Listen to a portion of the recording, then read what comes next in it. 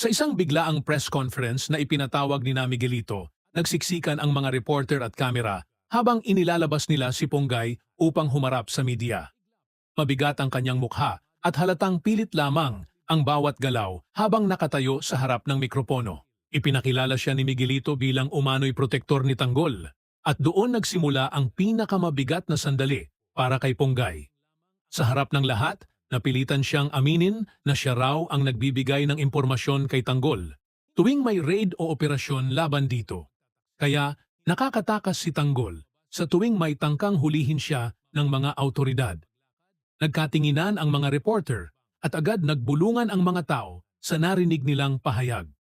Halos hindi makapaniwala ang ilan, ngunit si Ponggay ay walang magawa, kundi ipagpatuloy ang pagsasalita kahit ramdam niyang bawat salita ay tila kutsilyong tumatama sa kanyang konsensya.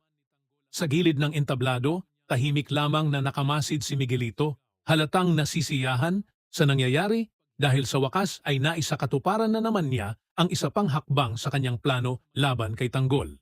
Alam niya lahat ng criminal activities ni Tanggol Montenegro. Ako po ang protector niya. Ako po yung nagbibigay ng impormasyon sa kanya sa tuwing may operasyon ng mga kapulisan. Habang nagpapatuloy ang press conference, agad na sumingit ang isang reporter at nagtanong ng mas mabigat na usapin na lalong nagpatigil sa lahat ng naroroon. Tinanong niya si Ponggay kung totoo bang si Tanggol ang responsable sa pagkamatay ni Erica at Gustavo Guerrero. Sa sandaling iyon ay tila biglang nanahimik ang buong silid at lahat ng mata ay nakatutok kay Ponggay. Hindi siya makasagot dahil alam niya ang katotohanan. Ngunit alam din niyang ang anumang sasabihin niya ay maaaring magbago ng lahat. Mula sa gilid ay mariing tiningnan siya ni Miguelito at tahimik na inutusan na sagutin ang tanong ng media.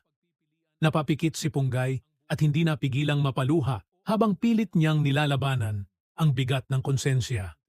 Ramdam niyang unti-unti siyang nilalamon ng guilt sa ginagawa niyang pagtatraidor kay Tanggol at sa sandaling iyon ay pumasok sa isip niya ang ideya na tumakbo na lamang palayo sa lahat ng ito. Ngunit nanatili siyang nakatayo, tila isang taong bihag ng sitwasyon at ng kapangyarihan ng mga taong nasa paligid niya. Sa kabilang panig ng lungsod, dumating si Tanggol sa lugar kung saan nagtitipon ang mga taong nagpoprotesta laban sa mga Guerrero. Umakyat siya sa entablado at hinarap ang napakaraming tao na naghihintay ng kanyang presensya. Tahimik silang nakinig habang nagsalita siya at tinanong kung handa ba silang tumindig at ipaglaban ang katotohanan. Ipinaalala niya sa kanila na matagal na silang niloko at pinagsamantalahan ng mga Guerrero. Ngunit hindi na dapat magpatuloy ang ganoong sistema. Sa bawat salita ni Tanggol ay lalong lumalakas ang sigawan at suporta ng mga tao dahil sa wakas ay nakita nilang personal na humaharap ang taong pinaniniwalaan nilang may malasakit sa kanilang kapakanan.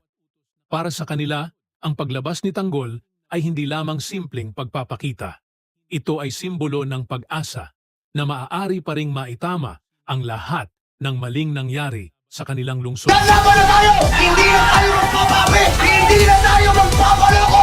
Hindi nagtagal ay nagbigay ng panawagan si Tanggol sa mga tao na samahan siya sa paglakad patungo sa City Hall upang bawiin ang pwesto na nararapat lamang sa kanya bilang tunay na nanalong mayor.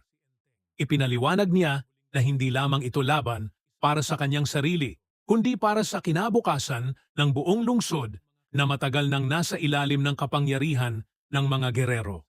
Unti-unting nagsimulang magmarcha ang mga tao kasunod niya habang sabay-sabay nilang sinisigaw na dapat nang mapatalsik ang mga Guerrero dahil sa mga kasamaan na ginawa nila sa komunidad.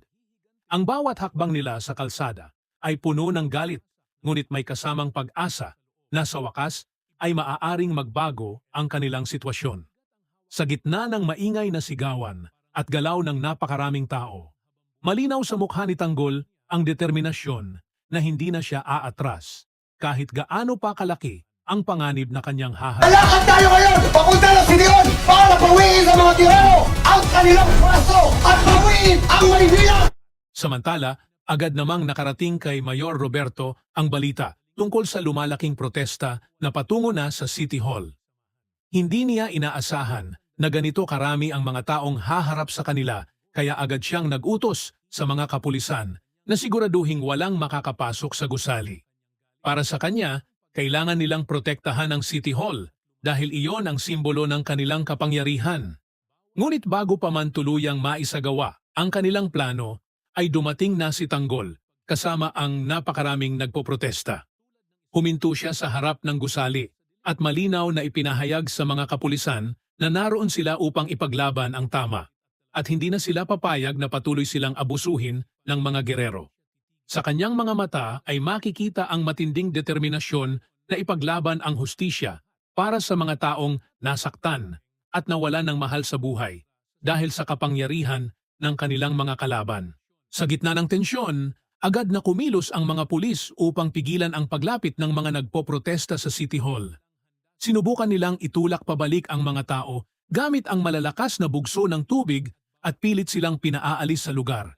Nagkagulo ang paligid habang ang mga tao ay nagtatangkang manatili sa kanilang pwesto at ipaglaban ang kanilang karapatan. Sa kabila ng kaguluhan at pagod ng mga nagpoprotesta, hindi umatras si Tanggol at patuloy niyang pinapalakas ang loob ng mga tao sa kanyang paligid. Habang nagaganap ang kaguluhan, ay lumabas si Miguelito upang personal na makita ang sitwasyon at ang kanyang presensya ay lalong nagpaigting ng galit ng mga taong naroon. Ngunit sa kabila ng lahat ng tensyon at panganib, ipinakita ni Tanggol ang kanyang tapang at paninindigan sa pamamagitan ng patuloy na pagharap sa mga hadlang kasama ang mga taong handang ipaglaban ang katotohanan hanggang sa huli. Sa gitna ng kaguluhan, lalong naging malinaw ang dalawang panig ng laban. Ang kapangyarihan ng mga gerero na pilit pinipigilan ang katotohanan at ang taumbayang handang tumindig para sa hustisya. Habang ginagamit ni Miguelito si Punggay upang sirain ang pangalan ni Tanggol, mas lalo namang lumalakas ang paniniwala ng mga tao na ipaglaban ang tama. Sa pagharap ni Tanggol sa mga nagpoprotesta at sa pagmarcha nila patungo sa City Hall, ipinakita na hindi na sila matatakot o magpapasindak. Ang laban ay hindi na lamang tungkol sa isang pwesto.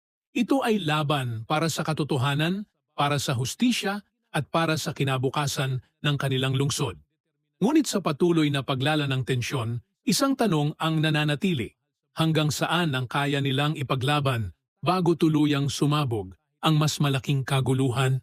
Ibahagi ang inyong saloobin sa comment section.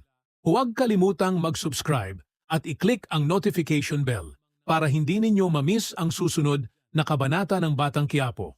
Maraming salamat sa panunood at magkita-kita ulit tayo sa susunod na kwento.